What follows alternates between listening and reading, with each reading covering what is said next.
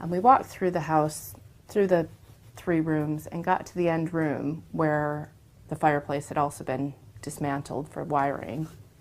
And I looked on the windowsill, and there was this object. And I think I must have sort of squealed, because I'm sort of a, I don't know, quite romantic at heart about, you know, Anglo history and literature and all those things. So I was immediately just fascinated by what this discovery was. My friends were a bit alarmed, I think.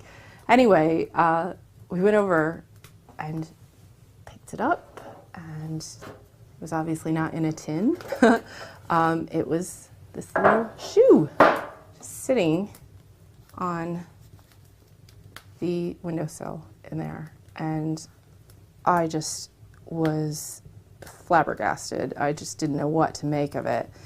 Where was it exactly? Because I said, it's not, you know, it's very dirty, and it's obviously kind of crushed, and it was very well worn, but there's no scourge marks on it or anything. So how it could live in a fireplace for however long and not be burned or sooty, I just can't imagine. But they said there was a lot of, in the fire opening, in the fireplace opening, there was a lot of rubble used to kind of stuff up the area that was around the whatever kind of fireplace they had in there. And it was just in that rubble somehow, or sort of tucked up somewhere. I haven't found a midden that I can see, but maybe there's one there. What was your reaction when you found the shoe? I was like a very excited child. I think I squealed. I might have jumped up and down. I just couldn't believe my luck when I walked in on that summer's day, and here was this incredible relic of another time. And I think the more I thought about it, the more I just thought, what on earth would have compelled someone to take, I mean, I'm assuming it was someone who lived here, it belonged to them, to take a very well-worn piece of their wardrobe. I mean, it's got holes all here, it's been patched up, holes in the heel, and think, I know, I'm going to put that in an area where evil spirits might penetrate the household and do bad things. This is going to protect me. I mean, I think that's extraordinary, and it is so fascinating, and I just love that there's research dedicated to finding out more about that, because if, you know, if I'd found this and there was no one to tell me, yes, this is a kind of phenomenon, and these things are tucked in houses all around the country and even in other countries, I would have just been completely baffled and really puzzled. I'd still love it, but I think I'd be a lot more creeped out by it and wonder how it ended up there than I am now, knowing that someone instilled a real belief in this protecting them and protecting their family, if that's what they thought. You know, it's who are we to kind of criticize that? It's a valid thing. It's as valid to them however many hundred of years ago as, you know, it is to us to have the beliefs we believe today, I think. And people, it's not just me, people think it's a really just fantastic thing. And some people are freaked out by it. Some people think it's really weird. Some people have said, including Professor Gaskill, he said, I am not at all superstitious, but personally, I would put it back where it came from.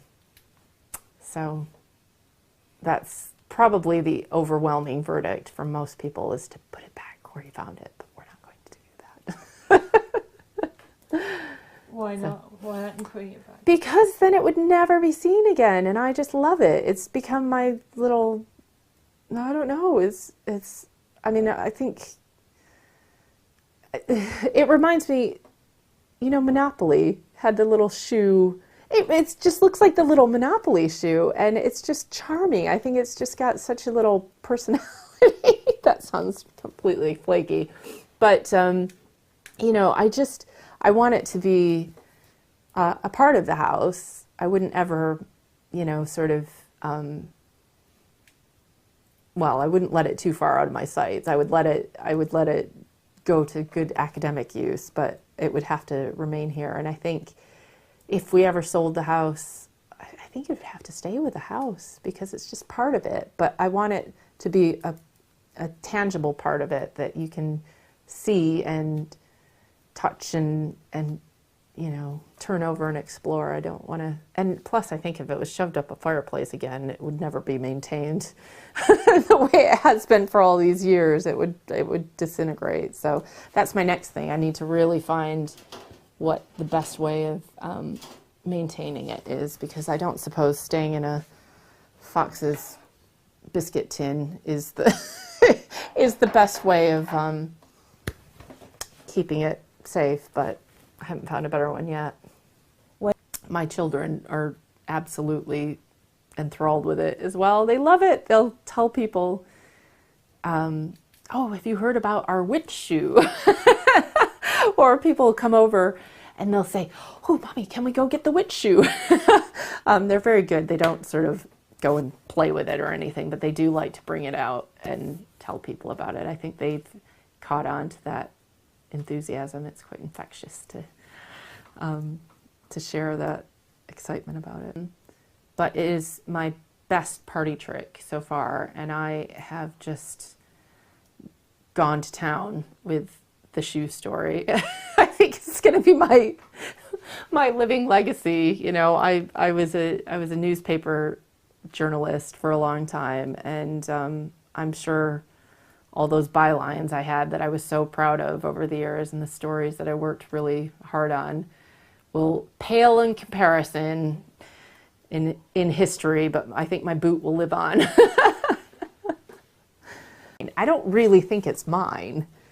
I think I'm a kind of caretaker for it, but I don't really think it belongs to me. I think it belongs to the house.